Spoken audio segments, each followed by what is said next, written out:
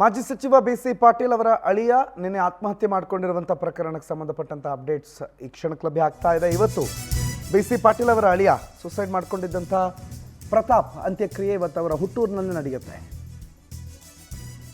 ಮಾಜಿ ಸಚಿವರು ಬಿಸಿ ಪಾಟೀಲ್ ಅವರ ಅಳಿಯ ಸುಸೈಡ್ ಮಾಡಿಕೊಂಡಿದ್ರು. ದಾವಣಗೆರೆ ಜಿಲ್ಲೆಯ ಚನ್ನಗಿರಿಯ ಕತ್ತಲಗೆರೆಯಲ್ಲಿ ಅವರ ನಿವಾಸ, ಅಲ್ಲೇ ಇವತ್ತು ಅಂತ್ಯಕ್ರಿಯೆ ಆಗುತ್ತೆ.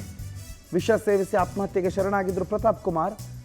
ಮಕ್ಕಳಾಗಿಲ್ಲ ಅನ್ನೋ ಕೊರಗು, ಅವ್ರಿಗೆ ಮಕ್ಕಳಾಗಿಲ್ಲ ಅನ್ನುವ ಕೊರಗೆ ಈ ಆತ್ಮಹತ್ಯೆ ಕಾರಣ ಅನ್ನೋದು ಮೂಲಗಳ ಮಾಹಿತಿ. ಸದ್ಯಕ್ಕೆ ನಿಖರವಾಗಿ ಇಂಥದ್ದೇ ಕಾರಣ ಅನ್ನೋದು ಗೊತ್ತಿಲ್ಲ. ಪ್ರತಾಪ್ ಕುಮಾರ್ ಸಾವಿನಿಂದ ಕುಟುಂಬಸ್ಥರ ಆಕ್ರಂದನ ಮುಗಿಲು ಮುಟ್ಟಿದೆ.